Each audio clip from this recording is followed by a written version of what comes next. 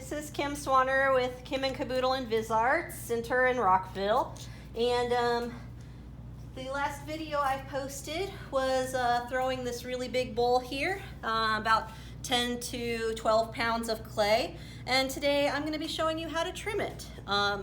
It is, unfortunately, over the past couple days, I think that through the drying process, it dried a little bit too fast maybe, and so it's a little bit tricky to see on camera maybe. I'm going to try and angle this up very carefully, but right here we have an S crack. So I believe I've spoken a bit about compression to avoid S cracks in my throwing video. And so S cracks, what causes them? There's a lot of different things that cause them. It can be not enough compression, too much compression, drying too fast, drying too slow, removing your piece off the bat too early, or there's so many different things that can cause S cracks that it's really tricky to try and troubleshoot, like how can I fix this or prevent it, because you can through your best efforts still get S cracks. What we're going to try and do though is see how deep this S crack goes, because if we can get past where the crack has stopped, we might be able to trim this enough so that we could still have it be a usable bowl. But unfortunately, and big bowls and plates tend to fall victim to this sort of drying issues a lot. That unless you've got like a dedicated wet box or drying area where you can 100% of the time monitor how the drying is going, it's really tricky to get things to dry optimally in a community studio such as this. I've got a large bat here just so that I have the extra space to work, and my bowl is on a piece of foam. Now the foam is not stuck to the bat, but I'm going to be trimming pretty slowly, all things considered. And this video is going to be in real time so that you can see how that process goes. No speed ups or anything. One of my biggest pet peeves is watching ceramics videos that have been like, oh, look how quickly I threw this bowl. And it's like, yeah, I can see you're also like working like you've sped your video up 2 times so that it happens faster, and it makes for a smaller video file, but I think it also starts some unrealistic expectations for people who've never thrown. So what I'm gonna do here first, and what I like to do is to help myself center on the bat for any sort of trimming. I'm gonna have the wheel is on. I'm gonna put my hands up here in front, so you're not gonna really be able to see what's happening, but if I feel the clay, you can kind of see my hands undulating. Right here, my hands are the farthest away from me as possible. So I'm gonna scoot this a little bit closer to me until it starts touching evenly and not pulling away from my body. So this is one way to trim your pieces. I will also say that this clay is almost bone dry, which is not really the best time to be trimming, honestly, but I don't have much of a choice with big bowls like this. Again, I'm here only a few days out of the week because those are the times I've scheduled to come in, and I can be by myself during this time, so as not to worry about the health of other people. That is how we are protecting each other during this time. So but if the hand portion, trying to scoot it until the clay touches your hand evenly doesn't work, I like to draw circles, which is what I just did with my needle tool. You don't have to use a needle tool. You can use any kind of drawing mechanism. So now I'm gonna scoot my, I've drawn these bullseyes. So the bullseye does not sit in the center. So the smallest area where it's closest to the edge, I'm gonna move that into whatever direction to try and even that out. So I usually start in the center of my bowl and then move my way out so that I know where the last line I drew hits. And if I run out of space, so like I'm just very gently moving it that direction, almost looks like I'm not moving it at all. If I run out of space, that's when I put my loop tool on top, and you can hear how dry that is. Put that loop tool on top, smooth it out. Lots of tiny little, they're not really ribbons anymore. They're not quite just dust. It's not quite dust, but it's almost dust. But I clear that off and then check again. I think I'm center now. I'm gonna double check with another line. This needle tool's not really the best, so it's kind of being a bit belligerent with me. Yeah, this is not bad, certainly for what I'm doing. I'm not going to trim a foot on this, especially because of how dry it is. The drier your piece is, the less you can trim. But you could still do some trimming. VisArts specifically, because there is, silica inhalation is not a good thing. Silica being, glass, which is made, sand is silica, and sand is a major component of clay. And so inhaling that's not great. It's, you don't want to work in a wood studio and inhale small wood particles from sawdust. Same thing with being in a ceramic studio and breathing in silica. You breathe in too much silica over your lifetime and you can get what is called silica poisoning. Really, really not fun way to die. Your lungs get clogged up with these small particles, and yeah, it's really painful. Some really well respected ceramics artists have died of silica poisoning because they didn't wear proper protection when making glazes specifically, or making your own clay bodies. But the same can be said for keeping a clean studio. So please keep that in mind when you're working either on your own or in a community setting or in a classroom setting, that the way that you clean up after yourself has a lasting impact on the people that you're working with. So you can see my hand is on top, my hand pressing gently down. I'm not putting a whole lot of force, but that prevents the bowl from wobbling around. And I am just holding my hand, my right hand, with the tool as steady and what would I say, as steady and smoothly as possible, which is a lot harder because a lot of people who have seen me throw, I like to have my arms anchored somehow, and when you've got a big bat and a tall bowl like this, it's a lot harder. I don't have splash guards to rest my arms on, so I'm actually anchoring my arm into the side of my body here, and that is what's keeping me as steady and stable as possible so that my arm isn't just wobbling around everywhere. Now, you can also, if you're feeling pretty confident with how your bowl is, I like to hold my tool with both. I encourage holding your tool with both hands, so I can put my palm down here in the middle and then really stabilize my tool here with both hands. And notice how slow this bowl, I'm just really going slow on this so that this bowl doesn't just leap off of the foam that it's on, because the foam is not anchored to this bat at all. We do have a few trimming bats here that have foam attached to them, which are really great for smaller pieces, but it's a lot harder when you're trimming something as large as this. Yeah, trimming is just, this is it. You want to see little debris, little bits of debris coming off the sides. You can see my hand kind of, being yanked around just a little bit, and that's because this clay is so dry. As dry as it is really trying to take command over the trimming process. So that's why going slow is the key, because if I go too fast, this wheel will just, the clay will latch onto the loop tool and it will this will all go out everywhere. But you can see all these little dust particles are, they're still bigger than, if this was really super bone dry, these particles would be a lot smaller. But I like to keep as much of this as possible if I can, stuff that doesn't hit the floor, because these are great for, earlier I trimmed a piece that was a little bit more wet, and you could see the nice ribbons that came off of that.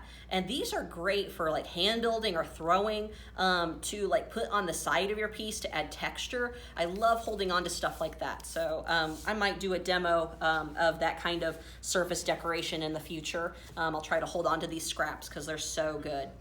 So now I've trimmed my sides so that my sides are nice and smooth and even, so I'm still centered. That's kind of how I double check my center, is if this is moving smoothly, then now I can go to my middle section. And I'm just gonna smooth this out. You don't have to trim a foot. You don't have to be super fancy in trimming.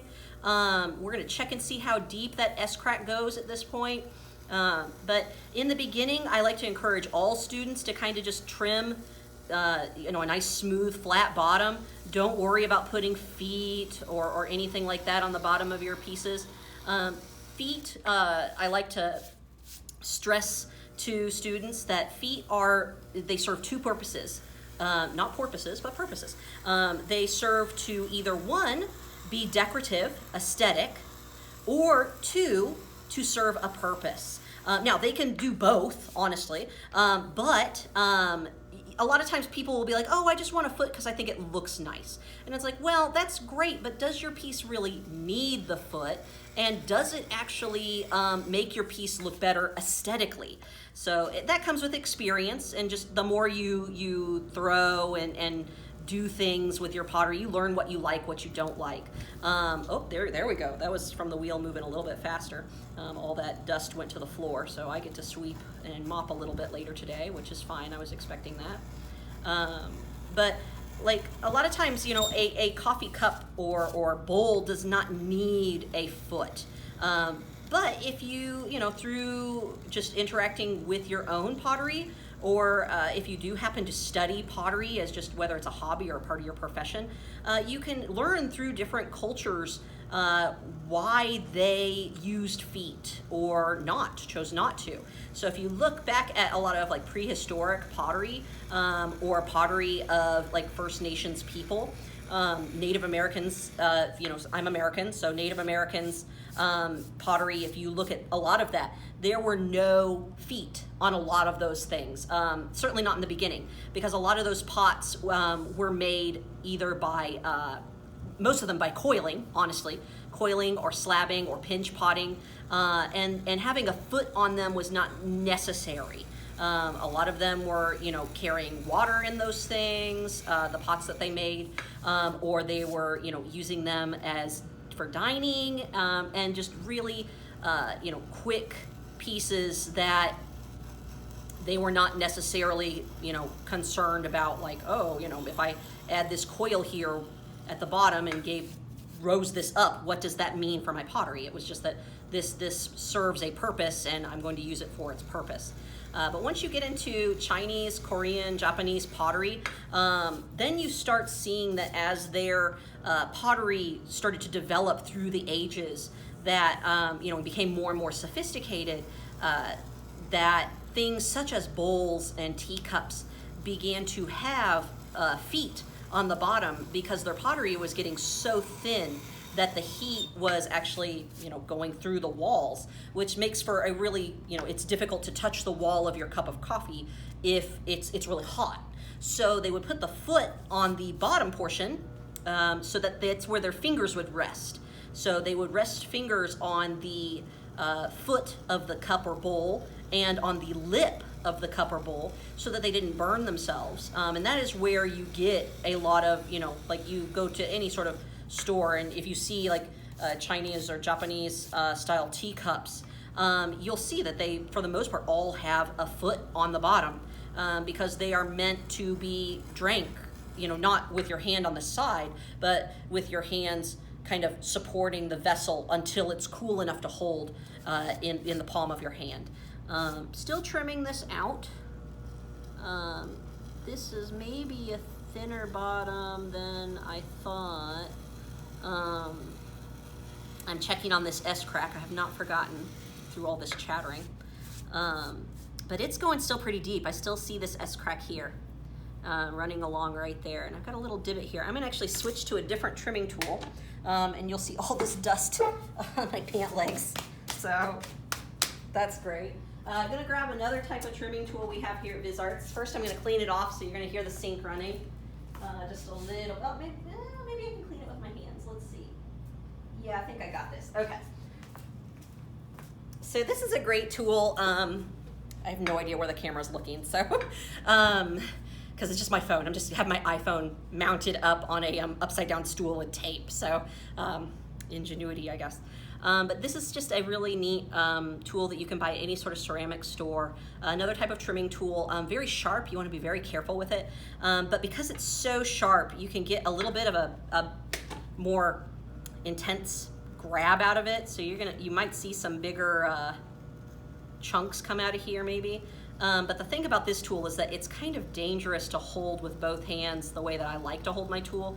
I like to have my tool, like my hand up at the top of the tool so I can feel what's coming out at the end. A little bit more dangerous to do that here. So I'm gonna be taking this a little bit slower, and that way I really wanna try and get a deeper cut out of this to see if I can reach through to the end of that S-crack. The S-crack has not punctured through the bowl just yet, which is why I'm kind of holding out hope that I can get to the end point of it. I still see it right here. So it's really hard to see on camera, and I will have to, I wish I could bring my camera closer to you all, or to the pot, so that you could all see like the actual S-crack, but unfortunately, that would require untaping the camera and then retaping it, and that's just a big time-consuming mess. But you can see I'm just kind of swooshing all this off, and then I can see if I can still see that S-crack. Yeah, it's still there, but we're getting a lot more of a higher concentration of clay coming away.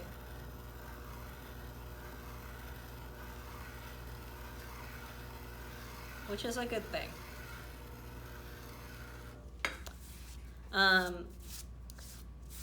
So on my YouTube channel, I do have comments disabled, which is, you know, on purpose because people are trolls and terrible. But when these get uploaded to the VisArts ceramic page, which I highly encourage you all to join, it is a fantastic new thing that we have been doing, especially because of the COVID-19 shutdowns of our facilities.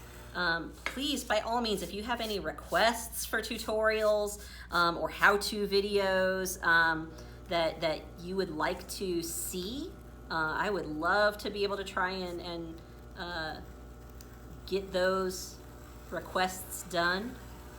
I'll also be doing a few practice Zoom classes. So Zoom is this is not me plugging Zoom, out of, like, I'm not getting paid for this.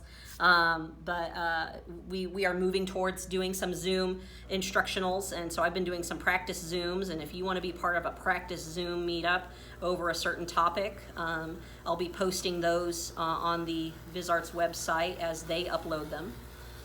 They go through our, they have to get approved by the administrative staff first, and then we hopefully we'll get to do some of those. Oh, this S-crack's actually showing its true form here. It's getting bigger, so I can still see it here. I was kind of hoping maybe I'd gotten past it, but not yet. Still trimming. But yeah, you can see this is pretty boring overall. Like, trimming is, once you get the hang of it, it gets pretty boring. I work both from inside to out and outside to in. This piece is quite dry, so I'm not really doing a whole lot of going from, like, I could go back to the inside of this, but I prefer that my clay be a little bit more stable before I go back and forth like that, which something that's more to the end of, bone dry, I don't really like taking that risk because it's a good way to get your piece to leap up. Where's that S-crack? Maybe I can see little bits, but I think maybe we've reached the end of it. I might take a slightly damp sponge here in a minute and see if we can still see it, but I think, nope, there it is right there. But we're getting there, I think. I think we might be able to get this bowl to be functional. Because it stinks when you throw something so big and use so much clay and then have an S-crack ruin all of that. I love making bowls, but I still, I find that for me, having bowls survive is seriously like a 50-50 chance, just because of the preventative of S-cracks and trying to catch the bowl at the right time, getting it to dry properly. Yeah, S-crack right there. He's still there. Now, another thing that's important when trimming, you want to make sure you don't trim too far. And so a lot of times I recommend to like tap your piece, listen to the sound. If you can hear a really like deep, kind of think like a bell, not like a bell tone, but if you imagine like what does a bell sound like when it rings, you can hear the sound quite clearly. The more clearly you can hear the sound of the sound resonating inside, I'm like gesturing towards myself here. The more clearly you can hear the sound resonating inside your pot, the thinner your bottom is. So like if I tap, it just sounds like I'm hitting clay, but now you hear the sound change. It got deeper. So same thing, you want to hear in your most shallow parts, how deep does that sound? And you, through practice, find, okay, well, what tone am I listening for to where my pot is as, you know, trimmed as I want it to be. So the more that sound kind of resonates, the more you have to decide, you know, maybe I should stop trimming, because I can hear that pretty clearly. I am just covered in clay dust right now. Yeah, that S-crack is still there. It got my hopes up. And people are probably wondering, like, what can I do? Like, if this S-crack is still there, is there anything I can do about this? And there's really not a whole lot. I could attempt to make some paper clay. Paper clay is made with clay, water, or more, not much water, if any at all, actually. But clay, liquid acid like vinegar or lemon juice. I like to tease my students and also include urine in that, or saliva. But any sort of acidic liquid, and then really fine paper. I honestly, cheap toilet paper is what I like to use. Tissue, Kleenex is a great thing also, but really, really like just that just fibrous, crummy, cheap paper that you could, if you could pulp it in a like Vitamix or food processor, that's the best. But you know, I don't pulp it up here, so I just get it as, you know, torn up as much as possible. And then you mix those components together, the clay and the vinegar to make slip with the fibers of the paper. I could make some paper clay and try to push it into the S-crack, but the challenge is that the S-crack, you know, you see how much clay we've kind of been going through to get through this. The S-crack just keeps running deeper, and so if you can't get the paper clay all the way through to the crack, like the beginning of the crack, unfortunately the crack is just going to keep happening. And so really our best chances of saving this bowl are to try to see if we can get to the origin of this crack and hope that it hasn't made it all the way to the center, which it doesn't look like. When I flip the bowl the other way, it doesn't look like I had the crack go all the way through. So that is my hope, is that I can trim this down just enough that it's gonna get to the end of that and really won't have a crack anymore. But yeah, I can still see that nice line through that bowl, unfortunately. But I'm not gonna make you stay on my adventure of trying to get through the end of this crack. This, in essence, would be a finished trim bowl. I'd flip it over and show you the inside, but I don't want to lose center on here. But, you know, really nice. Like it's, you know, the more you trim, oh, that's a lovely sound of when you know you're too bone dry to be trimming. You know, these are like trimming's quite simple. Don't make it too hard for yourself. You know, you want to see bits of debris coming off of your loop tool, whether, you know, preferably ribbons. You want to catch your piece when it's leather hard or a little bit drier than leather hard. You still want your piece to look a little bit moist, but you don't want your piece to be sticky. You want it to be, you know, firm enough that when you put it on a surface to trim, that it's not going to warp its shape. You can see there's a little bit of like a bump right here in this bowl, and you know, that's just from you know, big bowls and me. I tend to always end up throwing them a little bit off center, so that's what this is here, just a little bit off center. But it's still a nice bowl. Like once it's sitting up on a table, like, you know, you can't really tell. But yeah, you know, really, you know, once you get things centered, that's the key, is being centered. Once it's centered and you've got a nice smooth bottom, that's all you need for your trimming. You know, yeah, we'll do a foot tutorial should I get a piece that deems it necessary for that. But until then, you know, this is a nice smooth bottom, and it'll serve as a nice mixing bowl or fruit bowl or serving bowl or whatever. And thanks for joining me. I hope this was educational for you, and if not, mildly entertaining. Hope you all stay safe and have a good I don't know, why am I saying have a good weekend? I'm losing my mind. This is like day 20 something of quarantine, not quarantine, but being, you know, isolated from the world. So kind of losing my mind a bit, but, you know, stay safe, everyone. Bye.